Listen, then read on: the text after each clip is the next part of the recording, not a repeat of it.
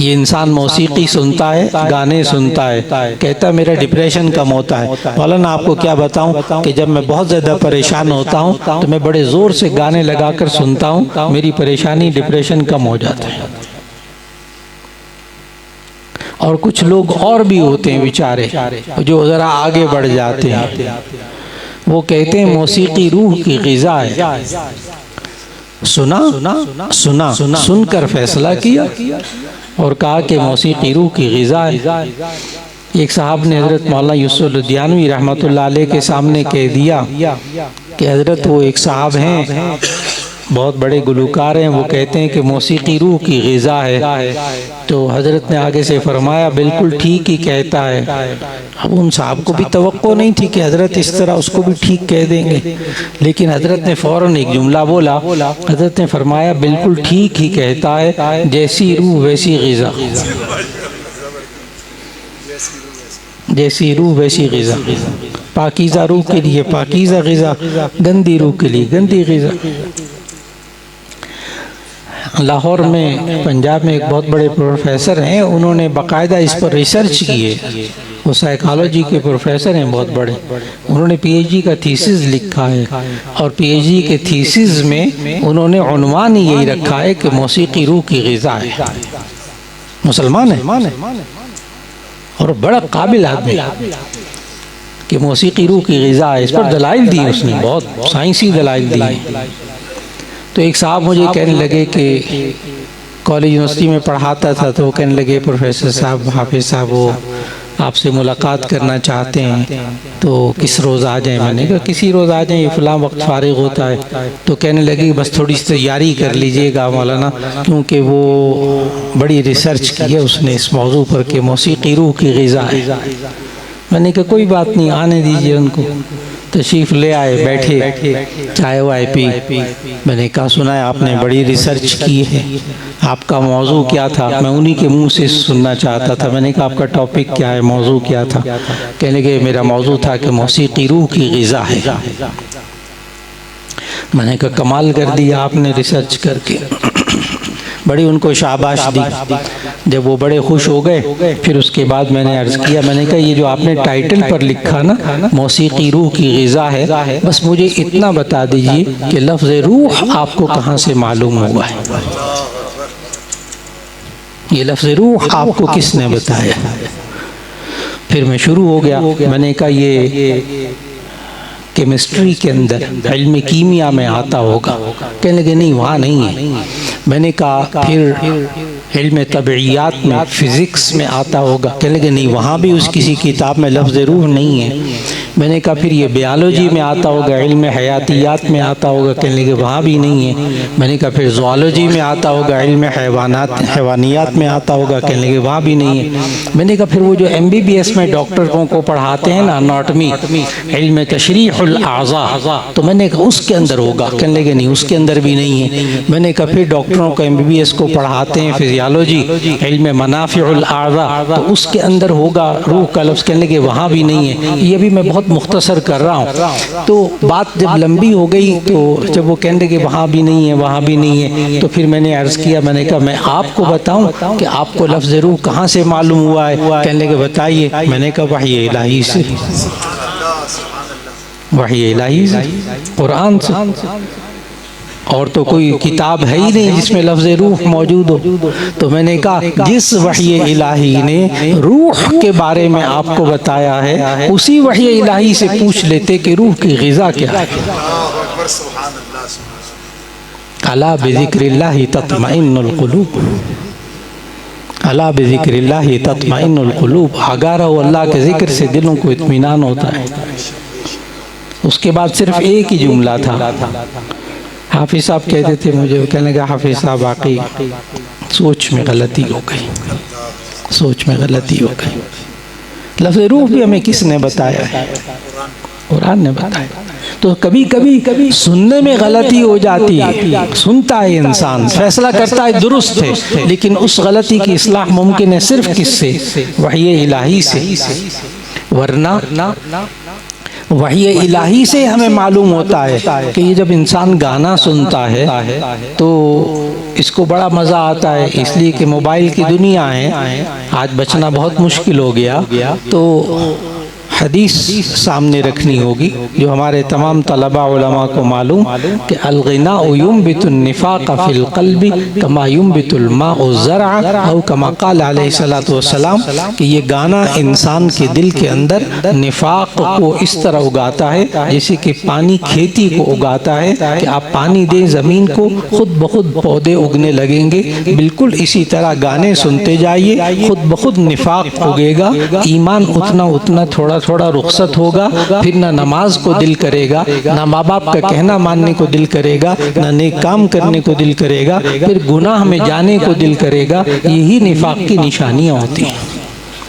وحی الہی میں ہمیں کیا بتاتے ہیں کہ کبھی کبھی ہم حواس سے فیصلہ کرتے ہیں اور وہ فیصلہ غلط ہوتا ہے، اور وہ صرف وحی الہی سے ممکن ہے۔ یہ انسان آنکھیں استعمال کرتا ہے، غیر محرم کو دیکھتا ہے، غیر محرم کو دیکھتا ہے، کہتا ہے بار بار دیکھو۔ اور میں نے تو جامعہ اشرفیہ میں جب پڑھاتا ہوں طلباء کو، ظاہر ہے وہ تو اس طرح کا سوال بھی نہیں کرتے نہ جواب دیتے ہیں، لیکن کالج یونیورسٹیوں میں جب سوال کیا کہ بھئی تم کیوں غیر محرم کو دیکھتے ہو، گناہ کی بات ہے، تو آگے سے نوجوانوں نے خود میرے سامنے کہا کہ ہم اللہ کی قدرت کو دیکھتے ہیں کہ اللہ نے کیسے کیسے شاہکار پیدا کیے۔ اب یہ آنکھوں سے دیکھ رہا، دیکھ کر غلط فیصلہ کر رہا۔ اب میں نے ان سے سوال کیا، ان طلباء سے، جوان طلباء سے، بڑے ذہین طلباء ہوتے ہیں، میں نے ان سے سوال کیا اچھا اگر آپ کی ہمشیرہ محترمہ آپ کے ساتھ جا رہی ہوں اور کوئی قدرت کے شاہکار کا معائنہ کرنا شروع کر دے تو آپ کا منہ لال کیوں ہوتا ہے؟ اب نوجوان کے پاس جواب نہیں تھا، اب آنکھیں دیکھ رہی ہیں لیکن غلط فیصلہ کر رہی ہیں، غلط فیصلہ کر رہی ہیں، کیونکہ وحی الہی کیا کہہ رہی ہے؟ قُلْ لِلْمُؤْمِنِينَ يَغُضُّوا مِنْ أَبْصَارِهِمْ وَقُلْ لِلْمُؤْمِنَاتِ يَغْضُضْنَ مِنْ أَبْصَارِهِنَّ۔ یہ انسان کی زبان بولتی ہے، کان سنتے ہیں، جب غیبت ہوتی ہے بڑا مزہ آتا ہے، اتنا مزہ آتا ہے کہ نیند نہیں آتی۔ سارے لوگ گھنٹوں گھروں کے اندر جاگتے رہتے ہیں، راتوں کے کئی پہر گزر جاتے ہیں، غیبتیں چل رہی ہوتی ہیں، اتنا مزہ آتا ہے غیبت کرنے میں اور اتنا مزہ آتا ہے غیبت سننے میں، لیکن وحی الہی یوں کہہ رہی لا یغتب بعضکم بعضا ایحب احدکم ان یأکل لحم اخیہ میتا۔ تم آپس میں ایک دوسرے کی غیبت نہ کرو، کیا تم اپنے مردہ بھائی کا گوشت کھانا پسند کرتے ہو؟ یہ ہمیں وحی الہی نے بتایا۔ یہ انسان بسا اوقات قوت عقلیہ کو استعمال کرتا ہے اور غلط استعمال کرتا ہے۔ جیسے آپ کو بہت سے لوگ ملیں گے جو یوں کہیں گے مولانا اگر ہم ایک کتاب مارکیٹ سے پبلشر سے 100 روپے کی لے لیں اور طالب علم کو وہ 110 روپے کی کتاب بیچ دیں تو ہم نے کتنا نفع کمایا؟ 10 روپے۔ پبلشر سے کتاب لی 100 روپے کی، آگے طالب علم کو دکاندار نے بیچی کتنے کی؟ 110 کی، تو کتنے کمائے؟ 10 روپے۔ تو مولانا اگر میں کسی کو 100 روپیہ نقد دے دوں اور پھر اس سے کہوں کہ 6 مہینے کے بعد اس کو 110 روپے مجھے واپس دینا، تو آپ اس کو سود کہتے ہو، آپ اس کو حرام ربا کہتے ہو، حالانکہ ادھر بھی اس نے 10 روپے نفع کمایا، ادھر بھی 10 روپے نفع کمایا، تو اس نے عقل لڑائی، عقل لڑائی، اور یہ عقل کافروں نے بھی لڑائی۔ الذين يأكلون الربا لا يقومون إلا كما يقوم الذي يتخبط الشيطان من المس ذلك بأنهم قالوا إنما البيع مثل الربا۔ ان کفار نے بھی اس وقت یہی کہا تھا، عقل لڑا کے، انما البیع مثل الربا، کہ یہ بیع بھی تو سود کی طرح ہے،